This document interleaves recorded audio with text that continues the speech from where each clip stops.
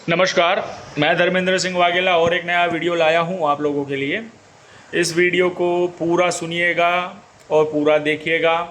इस वीडियो के अंदर मैं आपको बुभुक्षित पारद की एक हल्की सी पहचान बताता हूँ कि बुभुक्षित पारद किसे कहा जाता है। जब भी आपका पारद बुभुक्षित होगा तो उसका सबसे पहला लक्षण कौन सा है। लेकिन वीडियो शुरू करने से पहले आप लोगों से एक रिक्वेस्ट है, मेरे व्हाट्सएप ग्रुप की जो लिंक है यानी व्हाट्सएप चैनल की जो लिंक है वो वीडियो के डिस्क्रिप्शन बॉक्स में है, इसी वीडियो के डिस्क्रिप्शन बॉक्स में है। तो प्लीज़ उसे ज्वाइन ज़रूर कर लीजिए, जिससे आपको पूरी तरीके से माहिती मिले इसके अंदर और आप अच्छी तरीके से रसायन में सफलता प्राप्त करो। ये वीडियो आप लोगों के मार्गदर्शन के लिए बना रहा हूँ, तो प्लीज़ इस वीडियो को पूरा देखिएगा। सबसे पहली बात यह है कि लोगों को बुभुक्षित पारद क्या होता है, कैसा दिखता है, वो नहीं है पता। लेकिन आज मैं आप लोगों को एक छोटी सी चीज़ बता रहा हूँ और साथ में उस बुभुक्षित पारद की एक झलक भी दिखा रहा हूँ कि बुभुक्षित पारद किसे कहा जाता है। ये जो इसके अंदर दिख रहा है आपको, ये नींबू का रस है। जब भी नींबू का रस इतना काला होगा तब समझ लीजिए कि आपका पारद बुभुक्षित की ओर चला जा रहा है और वो अच्छी तरीके से बुभुक्षित भी होगा। बुभुक्षित पारद हो जाने के बाद आपका रसायन का मार्ग खुल जाता है और आप रसायन में जल्दी से जल्दी सफल भी हो जाते हो। बाकी बिना बुभुक्षित पारद के रसायन में कोई एक्सपेरिमेंट आपका सफल नहीं होगा। यदि किसी भी इंसान का रसायन में एक्सपेरिमेंट सफल हो रहा है और उसमें वो मरकरी ले रहा है तो उसका वो मरकरी बुभुक्षित होगा, तभी उसको सफलता मिल रही होगी। बाकी आसानी से सफलता किसी को भी नहीं मिलती रसायन में बिना बुभुक्षित पारद के। देखिए, आप लोग संख्या बंख्या ना ये सब चीज़ें तो पकाते रहते हो, उसमें तो कोई दिक्कत नहीं है, लेकिन संख्या का तेल बनाओ, फिटकड़ी का तेल बनाओ, इन सब चीज़ों में आप ज़्यादा जाओ, ना कि कायम करने के चक्करों में फंसो। यदि आपका पारद बुभुक्षित है तो सिर्फ 2 स्टेप है, उस 2 स्टेप भी आपके एक ही दिन के हैं, उसके अंदर आपका सुवर्ण सिद्धि सफल हो जाता है। लेकिन मेन प्रॉब्लम आपको वहाँ पे आएगी जहाँ पे आपको पहले बुभुक्षित पारद करना अनिवार्य है। जब तक आप बुभुक्षित पारद नहीं करोगे तब तक आपको सफलता नहीं मिलेगी। कभी कभी क्या होता है कि किसी का पारद 7 दिन में बुभुक्षित हो जाता है तो किसी का पारद 1.5 महीने में बुभुक्षित होता है। उसका सबसे बड़ा रीज़न क्या है कि यदि कोई बंदा आपको पारद बेच रहा है, वो पारद रिफाइन किया हुआ है, यानी खदान में से नहीं निकाला हुआ, रिफाइन किया हुआ है, कि उसने समझो कि किसी चीज़ों में से पारद को निकाला हुआ है। जैसे कि सुनार लोग होते हैं, वो लोग अपने पारद को रिकवर करते हैं, फिर वो पारद को बेच देते हैं, उसके बाद नया पारद लेते हैं। उस तरीके से ये लोग करते हैं। तो वो जो पारद है वो पारद रसायन में सुलभ रहता है, उसमें आपको सिद्धि जल्दी मिल जाती है। उसका रीज़न क्या है कि उसके ऊपर बहुत सारी प्रोसेस हुई होती है और फिर उसको रिकवर किया होता है। जबकि खदान में से निकला हुआ जो वर्जिन पारा है उसको भूखा करने में आपको कम से कम 1 से 1.5 महीना मिनिमम लग जाएगा। आपको उसके अंदर 1 से 1.5 महीना मिनिमम लग जाएगा। इसलिए वर्जिन पारद आप ले रहे हो और आप 7 दिन 15 दिन काम कर रहे हो और भूखा नहीं हो रहा, तो ये चीज़ आप याद रख लीजिएगा कि उसको भूखा होने में 1.5 महीना मिनिमम लगेगा वर्जिन पारद के अंदर। जबकि नॉर्मल जो पारद होता है, ठीक है, जो रीयूज़ में आया हुआ होता है, वो पारद का मुख पहले से खुला हुआ होता है और उसके कारण माल बनता है। लेकिन जो वर्जिन पारा होता है वो माल कभी नहीं बनाता जब तक वो भूखा नहीं होता, माल मुंह नहीं खोलता अपना तब तक। तो ये आप लोगों की जानकारी के लिए मैं ये बात बता रहा हूँ कि मार्केट में मिलने वाले पारद जो है वो 2 प्रकार के, एक रीयूज़ वाले पारद होते हैं और दूसरे पारद होते हैं वर्जिन पारद, जो खदान में से निकाल के लाए हुए होते हैं पारद। उस पारद को वर्जिन पारद कहा जाता है कि उसको कभी भी कोई भी प्रकार की प्रोसेस नहीं की हुई होती है उसके ऊपर। जबकि रीयूज़ वाला जो भी पारद होता है ना, वो पारद बहुत बार यूज़ हो चुका हुआ होता है, जिसके कारण कुछ मेटल है, कुछ धातु उसके साथ ऐसी जुड़ जाती है कि उससे रसायन आप लोगों का सुलभ हो जाता है और 1 शॉट में वो माल बन जाता है आपका। ठीक है, तो ये चीज़ याद रख लेना, रीयूज़ किया हुआ पारद का मुख हमेशा खुला रहता है, जबकि वर्जिन पारद जो होता है उसका मुख खुला नहीं होता, उसको खोलना पड़ता है। तो उसको खोलने में आपको मिनिमम से मिनिमम 1.5 महीना लगेगा। अब ये जो नींबू का रस है देखिए कितना काला हो गया है, ठीक है। अब इसको अपने खरल कर रहे हैं, ये देखो ध्यान से, दिख रहा है नीचे मर्क्यूरी।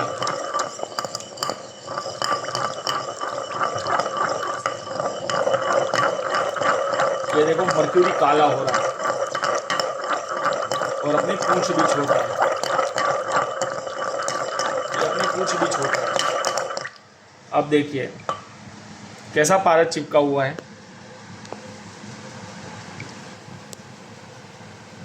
ऐसा पारद चिपकता है। जब भी ये बुभुक्षित होता है ना तो नॉर्मल पत्थर के मुसल पे भी चिपकना शुरू हो जाता है, उसको कहा जाता है बुभुक्षित पारद।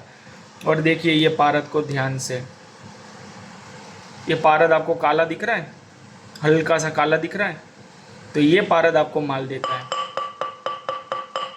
ये देखिए कितना चिपका हुआ है पारद, ये पारद आपको माल देगा और कोई पारद माल नहीं देगा आपको। यानी जो मर्क्यूरी दिखने में बुभुक्षित होने के बाद हल्का सा काला पड़ता है वही पारद आपको माल देता है, क्योंकि उसका मुख खुल गया होता है और वो एटमॉस्फेयर में से सब चीज़ों को खींचना शुरू कर देता है। इसलिए उसको जब भी रखो आप शुद्ध करके, बुभुक्षित करके, तो उसको कांच के बर्तन में बंद करके रख दो, या तो खरल में रखा हुआ है उसको, तो खरल के अंदर आपको नींबू का रस भर देना है या पानी में रखना है या उस तरीके से करना, बाकी उसको खुला मत छोड़ना। यदि आपने उसको खुला छोड़ दिया तो वातावरण में से वो नमी खींचना शुरू कर देता है, फिर आपको दिखने में भी आएगा कि पारद के ऊपर पानी की एक बूंद पड़ी हुई है और उसने वो बूंद वातावरण में से नमी को खींच के वो बूंद अपने अंदर क्रिएट की हुई है। तो ये चीज़ आप याद रखिएगा, ये मेरे अनुभव के बेस पे आप लोगों को बता रहा हूँ कि बुभुक्षित पारद किस तरीके से काम करता है। बुभुक्षित पारद बहुत बढ़िया चीज़ है और ज़्यादातर मैं सब रसायनियों को एक ही चीज़ की सलाह दूंगा कि वो चाहे तो बुभुक्षित पारद में जाए, किसी और पारद में ना जाए, क्योंकि बुभुक्षित पारद बहुत बड़ी चीज़ है कीमिया के अंदर। आप ये बुभुक्षित पारद का जो कॉन्सेप्ट है ना, वो सिर्फ और सिर्फ आपको भारत के अंदर देखने को मिलेगा। भारत के बाहर किसी को बुभुक्षित पारद क्या होता है वो किसी को भी नहीं है पता। उसका सबसे बड़ा रीज़न है क्योंकि भारत के लोग बुभुक्षित पारद से सतवेदी, सहस्त्रवेदी, लक्षवेदी, कोटिवेदी, धूम्रवेदी माल निर्माण करते थे। सिर्फ भारत के अंदर इतना बड़ा माल निर्माण होता था, जबकि बाहर की कंट्रियों के अंदर इतना ज़्यादा माल वो लोग निर्माण करने में सक्षम नहीं थे, क्योंकि उनको बुभुक्षित पारद का कॉन्सेप्ट ही नहीं है पता।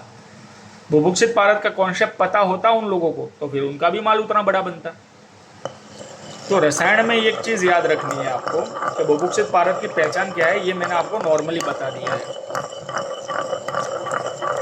ये देखिए जो नीचे पारा दिख रहा है ना आपको, उसको अभी बाहर नहीं निकाल सकता मैं, क्योंकि अभी इसके अंदर है ना बुभुक्षित की प्रक्रिया शुरू है, इसलिए मैं इसको बाहर नहीं निकाल सकता। इसको मुझे मिनिमम 15 दिन नींबू के रस में ही रहने देना पड़ेगा। नींबू के रस के अंदर जो तासीर है ना पारद को भूखा करने की, ठीक है, वो किसी भी चीज़ के अंदर तासीर नहीं है, इसलिए इसको नींबू के रस में ही आपको रखना पड़ेगा। फिलहाल मैं अभी कोई भी प्रकार का आप लोगों के सामने प्रैक्टिकल रख नहीं रहा हूँ, उसका रीज़न बहुत बड़ा है। प्रैक्टिकल यानी लैब जो गोल्ड बनाते हुए का प्रैक्टिकल में नहीं दिखा रहा हूँ, उसका बहुत बड़ा रीज़न है। वो रीज़न मैं आप लोगों को बयां करूँगा तो फालतू का लोगों को खर्चे बढ़ जाएंगे, और मैं नहीं चाहता कि फालतू का लोग ज़्यादातर केमिकलों में रुपया अपना बर्बाद करें, इसलिए मैं प्रैक्टिकल के वीडियो नहीं डाल रहा हूँ। लेकिन आने वाले 10 दिन के अंदर मैं 5 एक्सपेरिमेंट डालूंगा जो होंगे लाइव मेरे एक्सपेरिमेंट, और चैनल को ज़रूर से सब्सक्राइब कर लेना और हमारी व्हाट्सअप चैनल के वो ज्वाइन भी कर लीजिएगा। वीडियो की लिंक है ना डिस्क्रिप्शन बॉक्स में है, तो प्लीज़ उसे ज्वाइन ज़रूर कर लीजिएगा।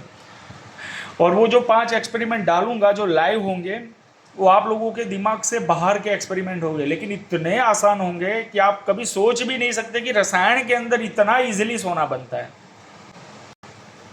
और मेरे एक्सपेरिमेंट जो भी होंगे वो एक्सपेरिमेंट सबसे बढ़िया होंगे। जब आप देखोगे आपको पता चलेगा कि इसके अंदर जो करने लायक चीज़ें हैं वो यही चैनल के अंदर हमको मिल रही है। और मैं आपको जो भी बोलूँगा विदाउट चाबी वाली चीज़ बोलूँगा, लेकिन दिमाग आपको भी लगाना पड़ता है। मैंने मेरा उपदेश तो दे दिया है आप लोगों को, लेकिन इस संसार में 4 प्रकार के इंसान होते हैं, ये भी याद रख लेना। यदि कोई गुरु अपने शिष्यों को उपदेश देता है तो कोई बंदा उपदेश अलग तरीके से लेता है, कोई अलग तरीके से लेता है, कोई अलग तरीके से। यानी सबको ज्ञान होता है वो अलग अलग प्रकार का होता है, किसी को एक प्रकार का ज्ञान नहीं होता। जैसे कि एक छोटी सी चीज़ आपको बता देता हूँ कि कणाद ऋषि जो थे वो द्वारका की भूमि पे उन्होंने जन्म लिया था। कुल से वो कुल में ब्राह्मण कुल के थे, तो अभी उनको भगवान का ज्ञान नहीं हुआ, उनको हुआ अणु और परमाणु विद्या का ज्ञान, जबकि बाकी के ब्राह्मणों को भगवानों का ज्ञान हुआ। यानी सब लोगों को ज्ञान अलग होगा। जैसे भगवान बुद्ध भी हुए, तो भगवान बुद्ध ने भी भगवानों को नकारा और उनको मोक्ष की गति मिली। यानी हर एक इंसान का एक गंतव्य होता है, उस गंतव्य के हिसाब से उसको ज्ञान प्राप्त होता है। भगवान बुद्ध भगवानों में नहीं मानते थे, कणाद ऋषि भी भगवानों में नहीं मानते। मैं ऐसा नहीं कह रहा हूँ कि आप लोग भगवान में ना मानो, भगवान में बेशक मानना चाहिए, लेकिन जिस भी समय आपको ज्ञान की अनुभूति होगी तो वो ज्ञान की अनुभूति कुछ अलग ही होगी। किसी को भगवान की होगी, किसी को अणु परमाणु की होगी, तो किसी को मोक्ष की होगी।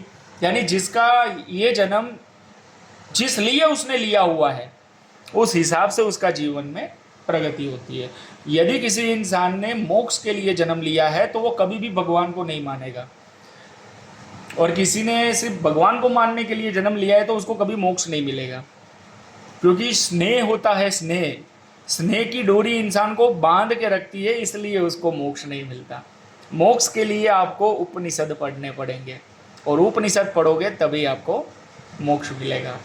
और उसमें भी खास करके सांख्य योग आप लोगों को पढ़ना पड़ेगा। ये तो बहुत बड़ी बात बोल रहा हूँ मैं। आपकी भूख अभी रसायन की है, आप रसायन के ऊपर ही रहिए। और ये है बुभुक्षित पारद के अंदर का पहचान जो मैंने आप लोगों को बताई हुई है।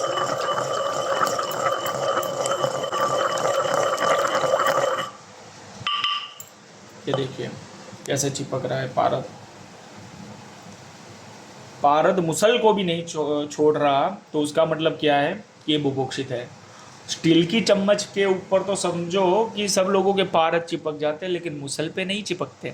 यहाँ पे तो मुसल पे भी चिपक रहा है, तो उसका मतलब यह है कि एक्चुअली बुभुक्षित पारद यही है। आप ये याद रखिएगा, इसकी यही पहचान है। तो धन्यवाद मेरे वीडियो को देखने के लिए। आपका दिन मंगलमय रहे। और हमारी व्हाट्सएप की जो चैनल की लिंक है वो इसी वीडियो के डिस्क्रिप्शन बॉक्स में है, प्लीज़ उसे ज्वाइन कर लीजिए और हमारी चैनल को सब्सक्राइब भी जरूर कर लीजिएगा। धन्यवाद।